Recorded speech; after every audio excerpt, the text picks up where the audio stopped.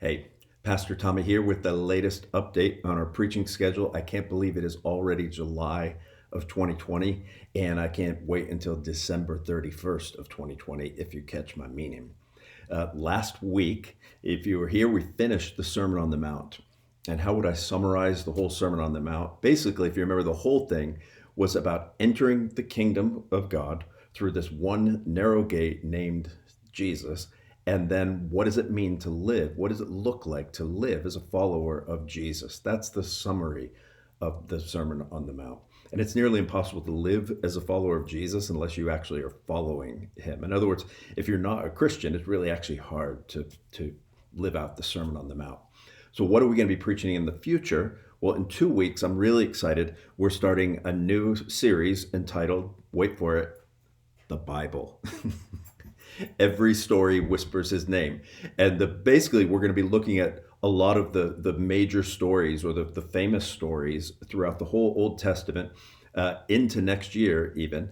And on one hand, we'll be looking at the stories. On the other hand, we'll be looking at how all those stories are knit together into one big story about one big person named Jesus. Now, we'll be preaching from the ESV Bible, as we always do, on one hand.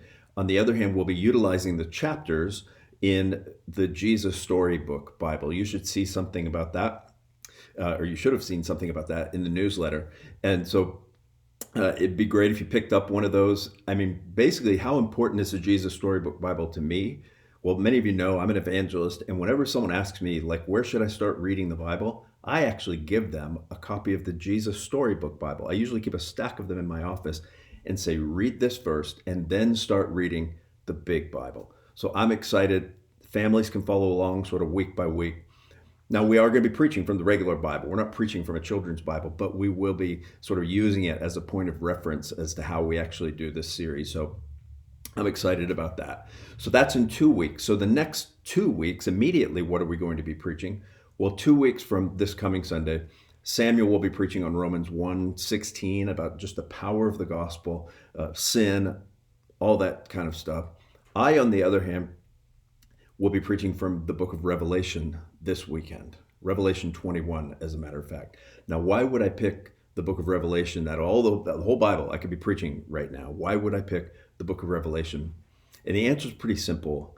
It's that given how everything is happening now, what's going on in our world, I don't know about you, but I needed to be reminded of how the story ends. In other words, this is, you could get really caught up and worried and anxious and look at like the pandemic and the rioting and all these things and wonder if it's all ever going to be okay. And the book of Revelation tells us over and over again, yes, it is going to be okay. In other words, if you remember, I preached the book of Revelation in 2012, and it is easily the most popular series I've ever done.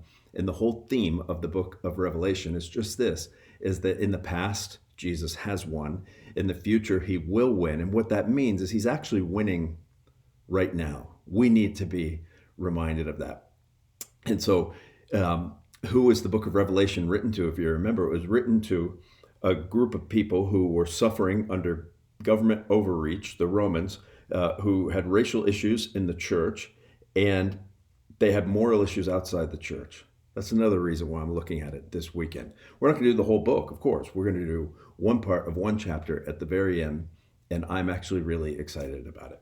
So I look forward to seeing you this weekend. This would be a great weekend if you have friends and you say, hey, our pastor is going to actually give us some hope this weekend, or at least I hope I give you some hope this weekend, but I think it will be good. So this is a great weekend to share, to invite your friends, maybe to a watch party, that kind of thing.